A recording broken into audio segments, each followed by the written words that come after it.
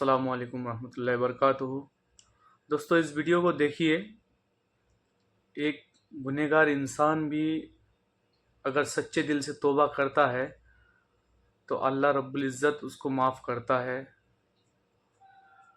गुनाह चाहे कितना भी कर लिए होंगे, गुनाह सबसे होता है, ऐसे कोई दुनिया में है नहीं जो गुनाह किया नहीं है। खैर, किसी का ऐब बयां भी नहीं करना चाहिए, भी गुनाह है। तो खैर, ये तकरीर में हज़रत अमीनुल कादरी साहब जो कह रहे हैं, एक वाक़या है जो बहुत खूबसूरत वाक़या है। अल्हम्दुलिल्लाह, इसको देखिए। और ये वाक़या में एक गुनहगार इंसान, एक शराबी इंसान कैसे एक अल्लाह का नेक वली बनता है। तो इस वाक़या को सुनिए हज़रत अमीनुल कादरी के जुबान से। आपने एक बड़ा मशहूर और मारूफ नाम विलायत की दुनिया में सुना होगा, वलियों की कायनात में सुना होगा, हजरत सैयदना मालिक इब्ने दीनार रदी अल्लाह ताला अन्हु का नाम। ये मालिक बिन दीनार कौन है? ये अल्लाह के बहुत बड़े वलियों में से, सरकार गौसे पाक के दौर से भी पहले के, हुजूर गरीब नवाज के दौर से भी पहले के है, दाता साहब के दौर से ही पहले के है। और ये कौन वली है पता है? ये पानी पर चलते थे, पानी पर अल्लाह ने चलने की करामत दी थी, बड़े साहिब करामत थे मालिक बिन दीनार। लेकिन इनकी जिंदगी में जो तब्दीली आई है, इनकी जिंदगी में जो इनकलाब आया है, इनकी जिंदगी में जो तौबा का जज्बा पैदा हुआ है, किस बुनियाद पर पैदा हुआ, कैसे उन्होंने तौबा की।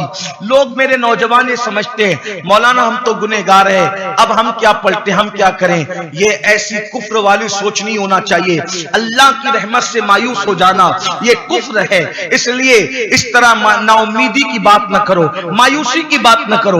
आज से पहले कुछ हुआ है, अल्लाह की बारगाह में गिड़गिड़ाना होगा, अल्लाह की बारगाह में तौबा करना होगा, उसे आवाज देना होगा, उसे पुकारना होगा। हमारा खुदा गूंगा नहीं, हमारा खुदा बहरा नहीं, हमारा खुदा वो है हमारी शरक से ज्यादा करीब है। और उसका वादा है उदऊनी अस्तजिब लकुम, मुझसे मांगो मैं तुम्हें अता करूंगा। आप जानते हैं मुसलमानों, जब अल्लाह किसी को अपना करीबी बनाना चाहता है, जब अल्लाह किसी को अपना मुकर्रब बनाना चाहता है, तो अल्लाह कैसे कैसे असबाब पैदा करता है, अल्लाह कैसे कैसे हालात पैदा करता है। ये हजरत मालिक बिन दीनार, इनकी जिंदगी में जो तब्दीली और इंकलाब आया है, इसकी बहुत सारे वाकयात लोगों ने लिखे हैं, लेकिन इन्होंने खुद अपनी जिंदगी का वाकया बयान किया। फरमाते मेरी जिंदगी में बदलाव कैसे आया, मेरी जिंदगी में तब्दीली कैसे आई, मेरी जिंदगी में चेंजेस कैसे आया। हजरत मालिक बिन दीनार फरमाते हैं कि मैं पुलिस था, पहले पुलिस यानी बादशाह के यहाँ सिपाही था, मैं पुलिस के काम अंजाम देता था। और पुलिस होने की वजह से, सिपाही होने की वजह से मैं शराब बहुत पीता। हजरत मालिक बिन दीनार कहते हैं मैं शराब बहुत पीता था, इतना शराब पीता था मैं कि शराब के नशे में धुत रहता था। मेरी शादी हो गई तो अल्लाह ने मुझे खूबसूरत बच्ची दी, बेटी दी। मैं बाएं हाथ में मेरी बेटी को पकड़ता और दाएं हाथ से शराब पीता, कभी दाएं हाथ से बेटी को पकड़ता और बाएं हाथ से शराब पीता। वो छोटी सी बच्ची थी, अभी उसकी उम्र 2 साल भी नहीं हुई थी, मगर खुदा जाने उसे शराब से क्या नफरत थी कि वो मेरी शराब के जाम गिरा देती थी, मेरी शराब की बोतल गिरा देती थी। लेकिन अल्लाह को क्या मंजूर था पता नहीं, अभी उसकी उम्र 2 साल को नहीं पहुंची थी कि मेरी उस बेटी का इंतकाल हो गया, मेरी बेटी की मौत हो गई, उसका इंतकाल हो गया। मालिक बिन दीनार कहते हैं मेरी बेटी मर गई, उसका इंतकाल हो गया, 2 साल की भी नहीं हुई थी। शबे बारात आई, तवज्जो करना, शबे बारात कोई मामूली रात नहीं, लोगों ने इसे भी शक में डाल दिया, उनकी बात छोड़ दी। शबे बारात आई, शबे बारात में मैंने इशा की नमाज तक नहीं पढ़ी। कौन कह रहा है? मालिक बिन दीनार जैसा वली, वली बाद में बने, अभी वली नहीं थे वो, अभी नॉर्मल जिंदगी, एक आम आदमी सी जिंदगी गुजारी। का मैंने शबे बारात में इशा तक नहीं पढ़ी। और आप जानते हैं शबे बारात आए तो आम मुसलमान भी जो जुमा पढ़ने नहीं आता वो भी शबे बारात में मस्जिद में मगरिब इशा फजर में नजर आता है। लेकिन वो कहते हैं मैं इतना गाफिल था कि मैंने इशा तक नहीं पढ़ी और मैंने शबे बारात में भी शराब पिया, शबे बारात में भी मैंने शराब और खूब शराब पिया। और शराब पी करके बदमस्त होकर के मैं गिर गया। जब मैं गिरा नींद की हालत में अपने बिस्तर पे पड़ा था, अचानक मैंने ख्वाब देखा। मैंने ख्वाब क्या देखा? कि कयामत कायम है, सूर फूंका जा रहा है और लोग अपनी अपनी कब्रों से उठे। मैं भी अपनी कब्र से उठा। जब मैं अपनी कब्र से उठा तो एक भयानक धमाके की आवाज आई। मैंने पीछे मुड़ के देखा तो एक भयानक सा अजदहा था, भयानक सा सांप अजदहा, जो मुझे मारने के लिए मेरे पीछे दौड़ रहा था। मैं उससे जान बचाने के लिए ख्वाब के आलम में भागा। जब मैं भागने लगा, मैं चिल्ला रहा था, चीख रहा था, कोई बचा ले, लेकिन कोई बचाने वाला न था। ऐसे में मैंने खूबसूरत हसीन और जमील शक्ल वाले एक बूढ़े आदमी को देखा। मैंने उसको कहा कि बाबा मुझे बचा लें। उसने कहा कि ऐ मालिक, मैं कमजोर हूं, इतने ताकतवर अजदहे से मैं तुझे नहीं बचा सकता, लेकिन तेरी इतनी मदद कर सकता हूं कि तू आगे भाग। तुझे रास्ता बता सकता हूं कि तू आगे भाग, हो सकता है कि तेरे बचने का कोई इंतजाम हो जाए। मालिक बिन दिनार कहते मैं भाग रहा था तो मैं देख रहा था कि आग की पहाड़ियां, जहन्नम की आग, ये सब मैं ख्वाब में मुझे नजारा बताया जा रहा था। मैं जैसे ही आग में गिरने वाला था, अचानक एक आवाज आई, इसे आग में गिरने मत दो, क्योंकि ये जहन्नमी लोगों में से नहीं है। इसे आग में गिरने मत दो, ये जहन्नमी लोगों में से नहीं है। तो मैं फिर आगे बढ़ा, पीछे देखता था तो वो सांप मुझे दौड़ाता है, मैं आगे भागता हूं। ऐसे मैंने देखा एक चांदी का पहाड़ था और उसको तराश करके उसमें खूबसूरत सा मकान बनाया हुआ था, जिसमें पर्दे लटके थे, जिससे खुशबू आ रही थी। मुझे किसी ने कहा इस पहाड़ के अंदर चला जा, इस पहाड़ के अंदर चला जा, इसमें मुसलमानों की अमानतें, मोमिनों की अमानतें, हो सकता है शायद इसमें तेरी भी कोई अमानत मौजूद हो। बस जैसे ही मैं वो पहाड़ के करीब गया, सांप मेरे करीब आ गया। ऐसे में फरिश्तों को मैंने ख्वाब में देखा, उन्होंने पर्दे उठा दिए और मुझे अंदर ले लिया। जब मैं अंदर गया तो मैंने देखा छोटे छोटे खूबसूरत बच्चे, हसीन और जमील बच्चे, उसमें झूला झूल रहे थे, खुशबू आ रही थी। मैंने पूछा है बच्चों तुम कौन हो? तो बच्चों ने कहा ऐ मालिक, जो मुसलमानों के छोटे छोटे बच्चे बालिग होने से पहले इंतकाल कर जाते हैं, वो सब यहीं जमा होते हैं, उनको इसी में रखा जाता है। ये हमारा मकाम है, ये हमारा ठिकाना है, और यहाँ हम अपने माँ बाप का इंतजार कर रहे हैं कि हमारे माँ बाप आएंगे तो हमसे मिलेंगे। तो मालिक कहते हैं मुझे ख्याल आया, मेरी भी तो एक बच्ची का इंतकाल हुआ है, बस ख्याल आना था मेरी बेटी का।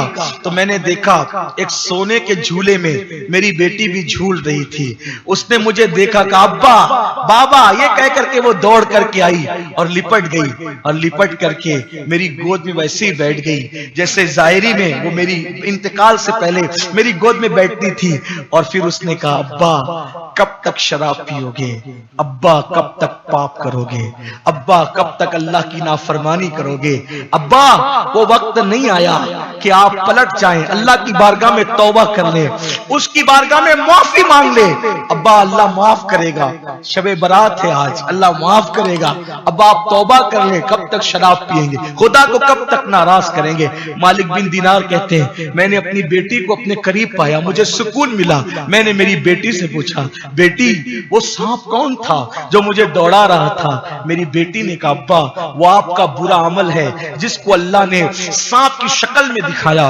वो बूढ़ा कौन था खूबसूरत? अब्बा वो आपका नेक अमल है, क्योंकि आपने नेकियां तो बहुत कम की है, तो आपकी नेकियां कमजोर है, आपकी नेकियां कम है अब्बा, लेकिन अब्बा आप बदल जाए ना, आप तब्दील हो जाए ना, अल्लाह ने आपको बता दिया। मालिक बिन दिनार कहते हैं जैसी मेरी आंख खुली, ख्वाब के असर से मैं कांप रहा था, मैंने अल्लाह से कहा अल्लाह आज की रात शबे बरात मैं सच्ची तौबा करता हूँ, मुझे माफ कर दे। मैंने तौबा की, और जब अल्लाह की बारगाह में शबे बरात में उन्होंने तौबा की तो अल्लाह ने उनको मकाम विलायत अता किया, और ऐसा मकाम विलायत अता किया।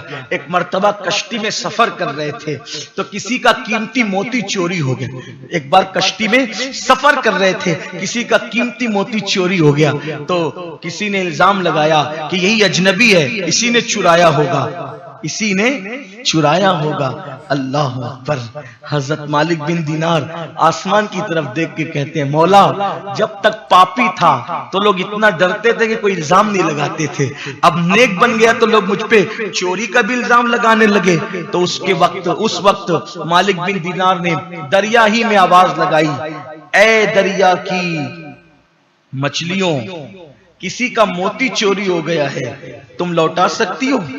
तो क्या देखा कि दरिया की तमाम मछलियां दरिया के अंदर मुंह बाहर निकालती है और सबके मुंह में एक से कीमती मोती है। आप कश्ती वालों से कहते हैं जो चोरी हुआ था जितने चाहते हो ये मोती ले लो। तो तब लोगों को पता चला ये आम आदमी नहीं, ये तो अल्लाह का वली है। और जब लोग हाथ पैर चूमने की कोशिश करने लगे तो आप पानी पर चलते हुए उधर पार हो गए। लोगों को पता चला कि मालिक बिन दीनार का मर्तबा क्या है। पहले की जिंदगी देखो, तौबा के बाद की जिंदगी देखो। जब तक जिंदा हैं हम, हमारे लिए तौबा के दरवाजे खुले हुए। जब मर जाओगे तौबा के दरवाजे बंद हो, बल्कि मरने से पहले ही जब रूह हलक। अल्लाह रब्बुल इज़्ज़त हमें सच्ची दिल से तौबा करने की तौफीक अता फरमाए और हम सब मुसलमानों को एक और नेक राह पर चलने की तौफीक अता फरमाए। मुझे भी अल्हम्दुलिल्लाह अल्लाह मुझे भी सच्ची दिल से तौबा करने की तौफीक अता फरमाए। तो दोस्तों इस वीडियो को ज़्यादा से ज़्यादा शेयर करें ताकि हर किसी इंसान के सामने पड़े। वैसे तो हम लोग मोबाइल में तो बस बोलते नहीं है कि अगर हाथ पैर से गुनाह नहीं हो रहा तो आंखों से गुनाह हो ही जा रहा है, क्योंकि मोबाइल ही ऐसा एक गुनाह का ज़रिया बन चुका है। अगर अच्छी तरीके से अच्छी चीज़ें देखो तो गुनाह नहीं है, लेकिन लोग तो बद से बदतर हालत में चले जाते हैं, वीडियो वगैरह डालते हैं तो आ ही जाता है, नज़र में पड़ ही जाता है तो गुनाह होता है। खैर अल्लाह हमें इनसे बचाए, ठीक है। और वीडियो को ज़्यादा से ज़्यादा शेयर करें और सब्सक्राइब भी करें दोस्तों, और मेरे लिए दुआ करना। शुक्रिया।